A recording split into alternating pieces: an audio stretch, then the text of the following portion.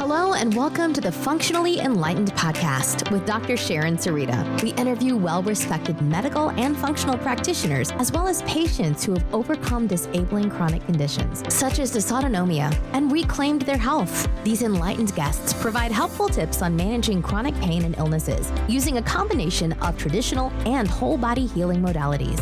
If you're interested in natural healing and quality of life improvement, you're in the right place. Thank you for listening to today's episode.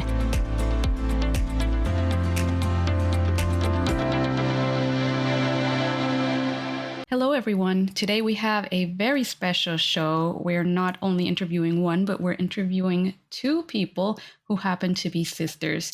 And they are with us to discuss a condition that may or may not be known to you all as hypertrophic cardiomyopathy. And so they are here to share their experience with what it's like to initially be diagnosed with that, what they've gone through in terms of symptoms, and how they have adjusted their lives to accommodate having such a diagnosis placed on their lives. So we're very happy to have our sisters here. They are Bethany and Hanna Keime, and we are excited to hear more about their journey as well as things that they can share with you all that might help you in similar situations, and to see what kind of advocacy work they've been working on. So thank you again, Bethany and Hanna. We're so happy to have you here. Thank you so much for having us. We're super excited to jump into the conversation. In the initial steps, I guess we need to start from the beginning. In your early childhood years, how you probably didn't notice very much going on, but what type of initial symptoms kind of raised that red flag at you?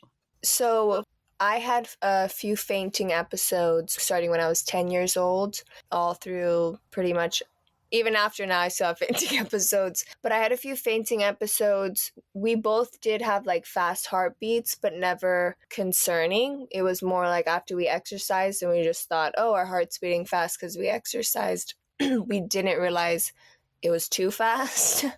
Because this is a genetic condition, technically we've been living it with our whole life. So it kind of became, like, oh yeah, my heart just does that. Or, that's how I kind of feel doing that certain activity. I think the biggest warning sign for us that really made us get checked was family history. It was because our aunt found out she had HCM or hypertrophic cardiomyopathy that really got us to go get checked. And I think if we didn't have that family history, we wouldn't have the pressure to get checked because our pediatrician dismissed us when we brought up our symptoms. He's like, he told me, that's normal. You're fainting when you're that age for girls. So I think that's really what kind of pushed us to get checked. Completely abnormal to faint. Like that's not a normal response. With the accelerated heart rate, that's something that a lot of our listeners actually deal with because they have dysautonomia and specifically POTS. So upon standing, either they have blood pressure regulation issues or the heart rate actually escalates as if they were running a marathon or something like that. Is that how you feel more in an upright position, or can it be in any general? I think it honestly for us happens like all times of the day. Like, for example, I've woken up and my heart is already at like 120 beats per minute, and all I did was wake up from sleeping. Or Hanna and I have worn heart halters and our hearts will be beating the most fast while we're sleeping.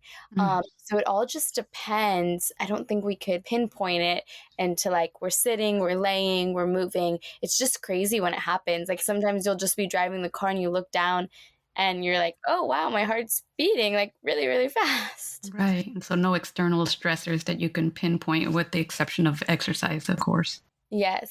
Let's talk about when you had your initial symptoms and you decided to get further evaluations done. Initially, you were gaslit, just like many chronic illness warriors are. They really are just pushed to either thinking that it's more of a mental, emotional status versus physiological response to something that's not functioning very well in the body. How did you go from not receiving the support or the guidance from physicians to really tackling the root causes of your problems? Me and Bethany I was 14, she was 17, so we were teenagers. So luckily we have a very strong advocate of a mother who was like, okay, yeah, I'm still going to go have them see a cardiologist. And she went without a referral and got an appointment, but she was only able to make one. And it was like 6 months from then. So she decided to have me out of the kids that were home to get checked.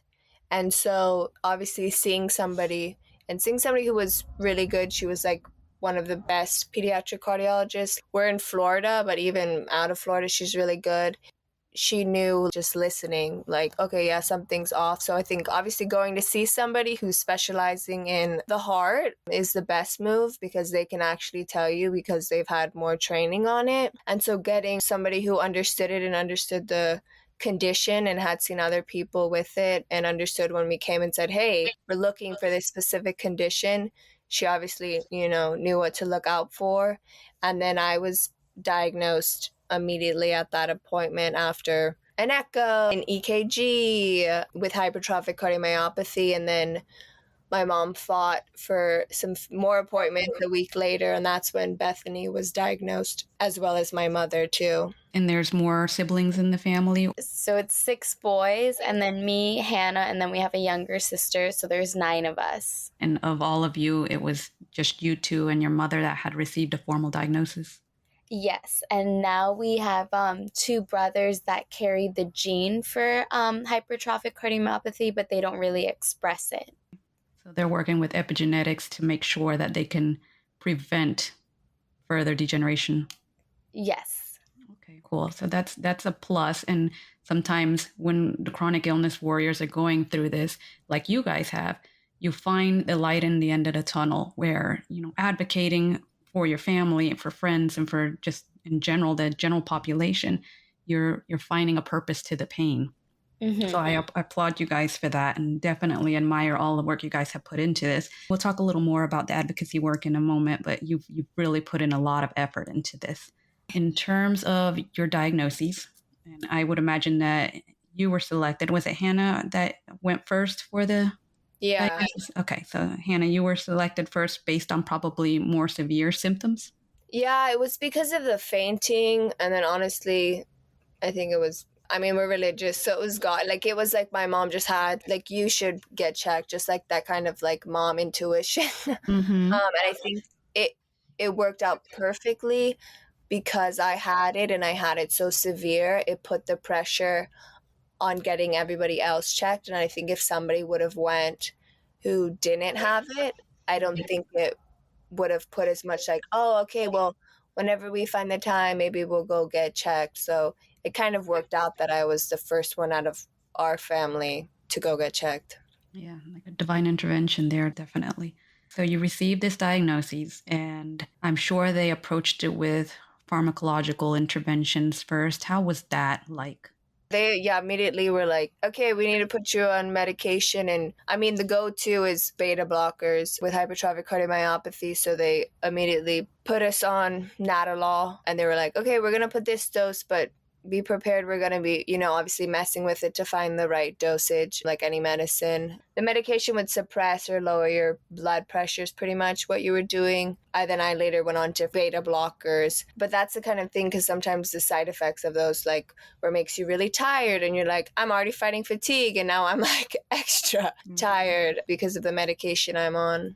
Right. Those side effects can really dampen the ability to see if they're actually having any benefit. With the beta blockers specifically, was there a substantial issue when you were in supine position, for example?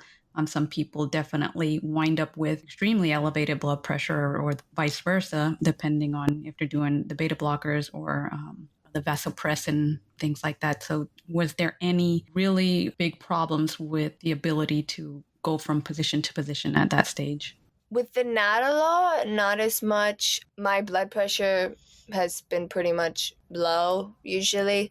But when I got onto metoprolol, that really messed me up because I was on a very high dosage. And I literally, anytime I would be sitting or laying, I would just go to sleep. And because I'm a teenager, my mom at first just assumed like, oh, it's because you don't go to sleep on time, like you're just tired.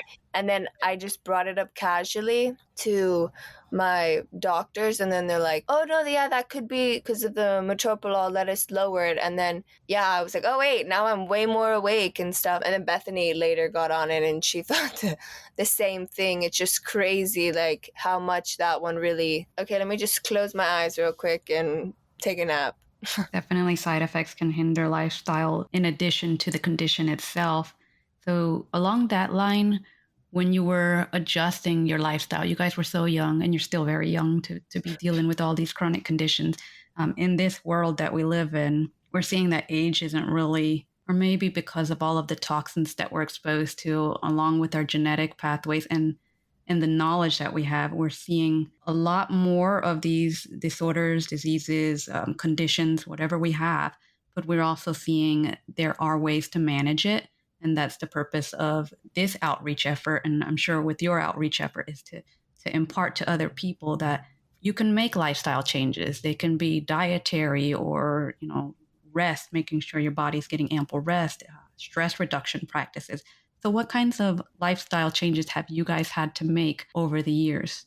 So definitely for us, the way that we push ourselves physically, actively, has had to kind of come down. Like I used to be training to become like a professional ballerina. I was doing it 6 days a week, 8 hours a day. And at some point your heart just can't keep up and you no longer yourself can keep up because it's just hard and it's putting so much work and pressure on your heart. So even though today our doctors still want us to like exercise and get up and walk around, Hanna and I cannot run and we can't do things to that caliber.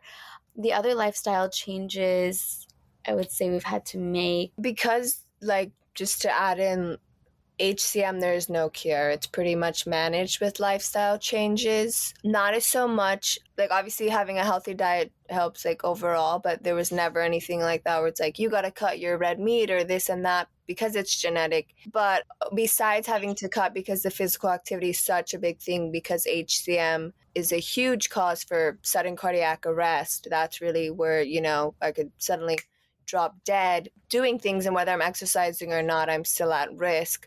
We both ended up needing implanted defibrillators, and that comes with some weird things that you have to get used to, not messing around big magnets. Not that you're usually around big magnets, but certain metal detectors, or the way that you sleep, or having a device inside your body comes with a lot of different other things, and having scars, as well as now you have a non-visible disability, and trying to talk to people. Like I can't take the stairs. I get very winded taking the stairs, but I'm also 25 and I look healthy because all of the messed up stuff is internal. So then definitely having to navigate those looks and those questions and, oh, why are you here taking the elevator and stuff? And I think that's probably the biggest, is the social part of the lifestyle changes of, hey, when we were diagnosed, I was so active. I was playing on 2 basketball teams. I was dancing competitively. I was dancing in school. And then all of a sudden I go to 1 doctor's appointment and I no longer can do any of those things. So even people trying to understand, oh, what happened? You never complained. You looked like you could do it.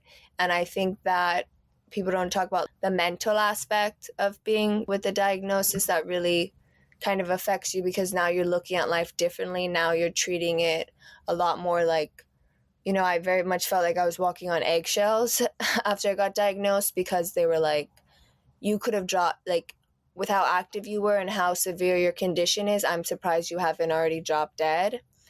And when you're hearing that, you're like, okay, let me not do anything that's going to get my heart rate up. Like they were like, don't even watch scary movies, or like things that you thought, that normal teenagers do. Like, okay, you can't be jumping on trampolines anymore. And then we're like, oh, and that was right when trampoline parks became a big thing. And we're like, dang it, man, really cutting out all the activities like that are cool that people do. And that was a bit hard to navigate, especially in our youth, and to have friends who would support you in activities that you could do. You mentioned the emotional aspect of it and the invisible illness. All of our audience is either struggling with a chronic illness themselves, or they have a loved one or a friend. And so it's good to highlight that emotional component and the stages of grief that we have to go through. not only to acknowledge what the conditions are, but to acknowledge that there's going to be restrictions or limitations on our lives, whether it be permanently or something temporary in some cases, but to also just sit with it and know that it doesn't make us any less of a person and that we can try to turn this around as you guys have. You did mention the surgery, and both of you received these implants. That brings me to another point. Some of our listeners have dealt with surgical implants that have caused what we call foreign body reaction or Asia syndrome. It's like their bodies have rejected these implants, but in your case, it's not something that you would ever be able to explant. Can you talk a little bit more about the surgical process and how that journey has been and what is in the future for you in terms of potential like maintenance? Yeah, so both of us now have implanted defibrillators. Basically, what they do is it's like a little device, and what happens is it's constantly monitoring your heart. And if your heart reaches what they call like your threshold, and so that means your heart is beating so fast that you no longer have any blood flow. And this is set from your doctor and like doing tests and studies before they put it in. And then what happens is if you reach that threshold, it basically is going to defibrillate your heart and get it back into rhythm. Or for example, like Hanna's both defibrillates and paces her heart. So if her heart starts skipping beats, basically the device can then pace her and then make sure her heart gets out of those skipped beats. And then basically that little box is inside you, and then you have a lead or a wire, and my wire goes around my heart, and then Hannah's lead goes in her heart.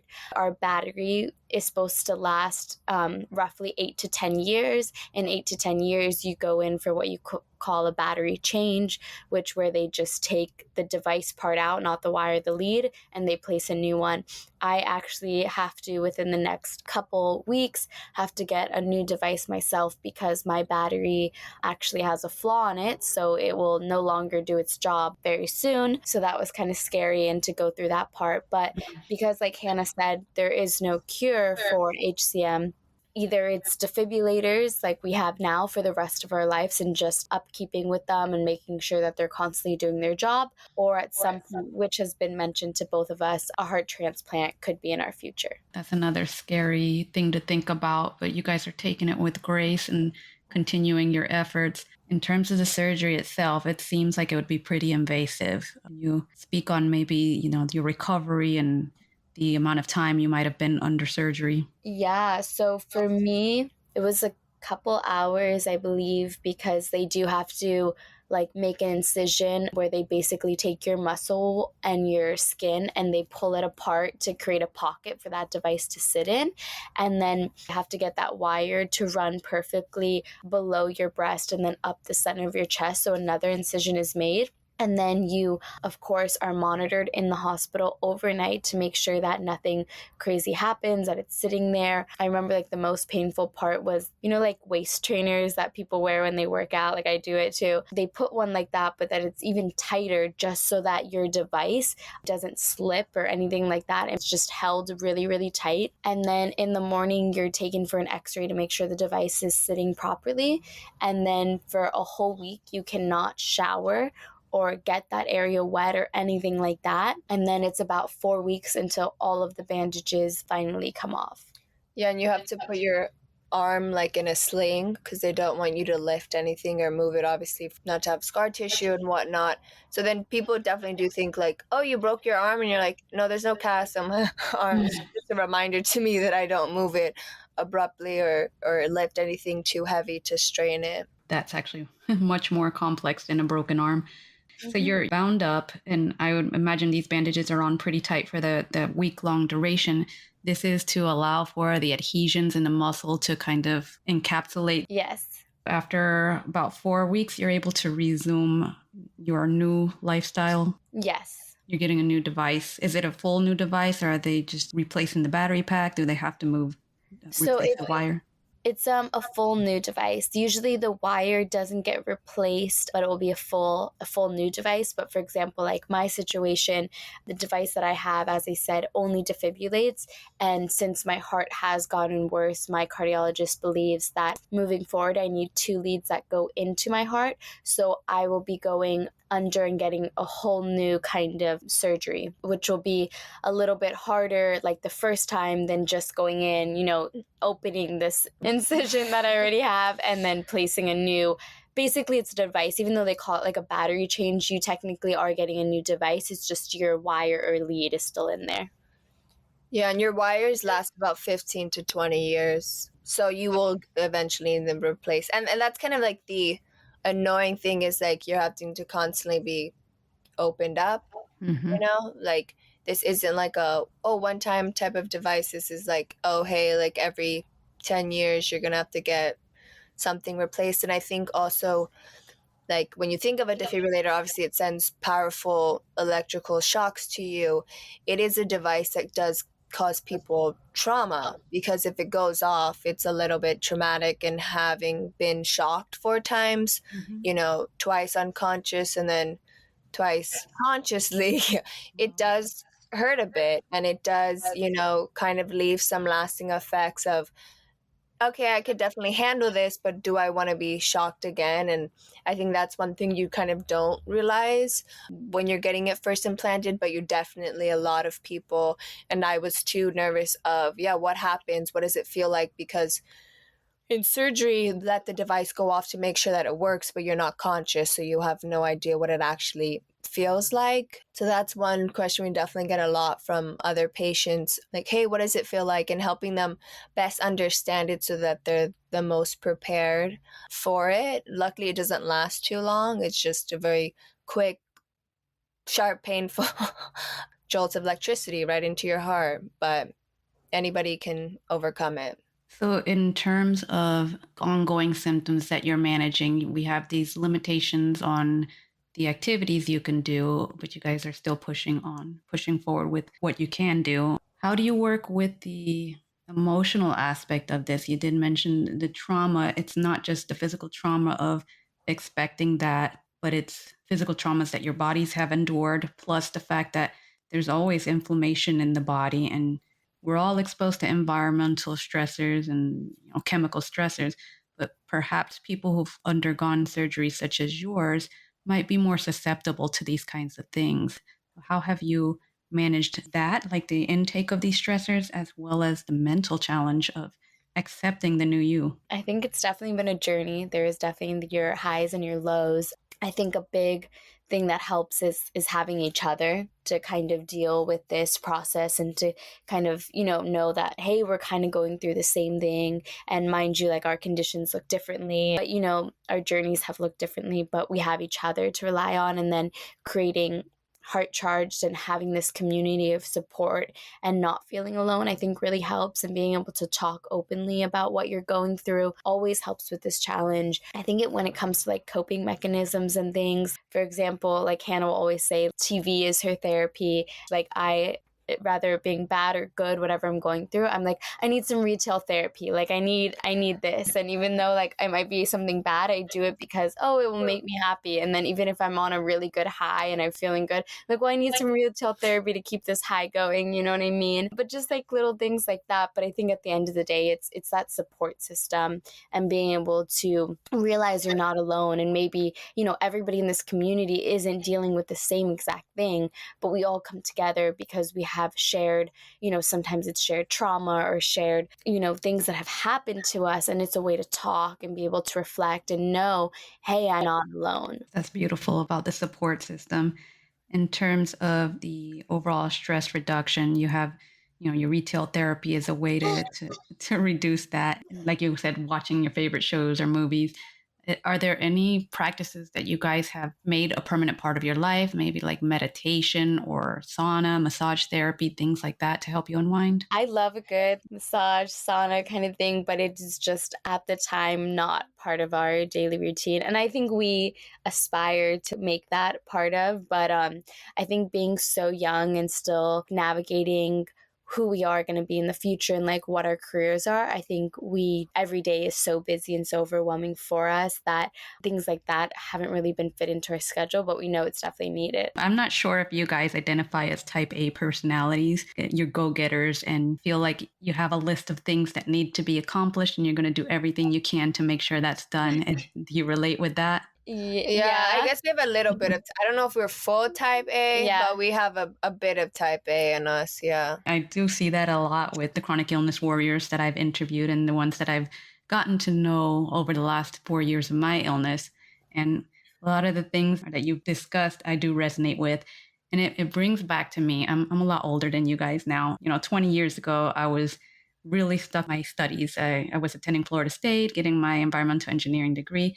And, I pushed aside all of my symptoms, the things that, the postural orthostatic tachycardia syndrome, or POTS, which I now am formally diagnosed with. I didn't even consider looking into it until I was completely bedbound at that time. Like, I had a surgery that left me bedbound and the floodgates were opened. And it has been a long process to understand self-care is critical, and it would have been helpful to prevent my rapid decline. You guys are young, you're ambitious, you have to remember yourselves. And I think you guys are. It's a balancing act. Continue with the advocacy and to really care and nurture yourselves and make sure you're able to continue living your best lives. No, for sure. It's so important to remember. And I think a lot of people tell us that. They're always like, remember you guys first, like what you guys need to do. And I think it's that like compassion and the passion that we have. And we're like, oh my gosh, but we don't want anybody to go through what we had to, and we want to fix it. And of course, you can't fix everything else if you're not taking care of yourself. So that's what people will definitely love, or they do love to hear from you and see what you're doing. And they see the passion that you have towards this cause. We're going to dive into some of the advocacy work you're doing. I know that you've done some really huge things with the school system that I'd love to share with our listeners. Yeah, so our advocacy work is definitely all different kind of aspects to help people that are going through being either diagnosed with this condition or helping make sure that people get diagnosed and get the treatment that they need. So a big thing that we did last year was in Miami-Dade County Public Schools, which is the third largest school district in the US. We got free heart screenings for every student. So last year, about 10,000 students were already screened, and there was about 100 students that had to do some type of follow-up care. And that's just amazing to see that we're offering that for free in the schools. Another part of the advocacy work we do is we work on legislation. So right now, we are working on some legislation here in the state of Florida to make sure that there's enough AEDs in every school and that cardiac emergency action plans will be taking place so that people know how to respond to a cardiac emergency, because sudden cardiac arrest is the number one killer on school campuses, and there's a huge disconnect. I don't think people believe how much cardiac related issues affect everybody, but especially young people. So it's making sure that we're taking care of our children. And then another thing that we do is we send out care packages to people that are either newly diagnosed or, going under any type of heart surgery, just to let them know that they're not alone. We're here for them. And then our Instagram page at Heart Charged is always full of content that we're doing to help spread awareness. We did a really cool campaign, which was basically Flash the Boobs, because unfortunately women are less likely to receive bystander intervention when in a cardiac emergency just because they have breast. And we were like, that's insane, that's crazy, so why not? And then I actually am a CPR instructor, so on my free time, I think in the last month, I think we've done like 8 free CPR and AED classes. We did one just last week, and in there we talk about flashing the boobs and how important that is, but we approach it so differently, and being able to teach all these different ages. We teach from like 8 to 80 years old. CPR and AED training is just awesome to see them empowered and to know that they can help save a life. So our listeners might be wanting to learn more about, first, maybe your history. I don't know if you provide that in a public forum, but learning more about you two individually, and also learning, how could they potentially support your advocacy efforts or learn more information about what you guys have shared. Yeah, definitely. So if they follow us on Instagram at Heart Charge and they DM us, we are always on there answering messages. So please feel free to reach out. If not, you can also reach us through our website, which has our emails linked. And we love talking and sharing, our stories individually together, what we're doing and how we can work together. And our website is getheartcharge.org. All right, we will make sure to include that in the show notes. I did see something regarding legislative action. Is there anything that you were calling on for support? At the moment, not right now. Our legislation that we do have is not yet open to the public, but once it is, we would love a lot of support on that, which we tried to do last year, which you probably see on the website is the bill from last year, which unfortunately died, but we're on a better track. We have better supporters and sponsors and people that actually understand the need of why we need this. But once that gets published, we would love to have people to help call and send emails and to show support of why this bill needs to pass. Definitely keep an eye out for that. With closing this conversation, is there anything else that you would like to impart to our listeners in whatever capacity? I would just say to remember that your life doesn't end with a diagnosis. And as much as it might feel hard and you might feel alone, know that there are people out there that want to support you and listen and talk with you. And don't give up. I know it's hard, and most days I want to, but it's not the end, and you can make through it, and definitely be an advocate for yourself. Yeah, and I would say that though we have HCM, that please connect with us, because we have other people with POTS and other different heart things, and Heart Charge is a place for anybody with any type, not even just heart conditions. We're here. We understand the need for connection and support and getting better representation for people too, so that it can become something normalized, that you are more confident to share with your friends and your family about what you're going through. So yeah, please come join us. We would love to learn more about you too and connect and see how we can help each other. Beautifully said. And I have to say, I admire you guys. You're passionate, intelligent, successful. You're beautiful and inside and out. So I appreciate it. And I'm sure our audience really picked up a lot of good gems from you guys. So thank you once again for being with us today. Oh, thank you. Thank you so much. And right back at you. It's been an absolute pleasure. Thank you so much. And thank you to all of our listeners. We'll see you next time. Bye. Don't forget to subscribe to our podcast and also to our Instagram. Our handle is Functionally Enlightened. Dr. Sharon Sarita is not a medical professional and is not providing healthcare, medical, or nutritional therapy services, or attempting to diagnose, treat, prevent, or cure any physical, mental, or emotional issue. The information provided in this podcast is for the informational purposes only and is not intended to substitute professional medical advice, diagnosis, or treatment. Always seek advice from your physician or other qualified healthcare provider before undertaking a new health regimen. Do not disregard medical advice or delay seeking medical advice because of information you heard in this podcast. Do not start or stop any medications without speaking to your medical or mental health provider.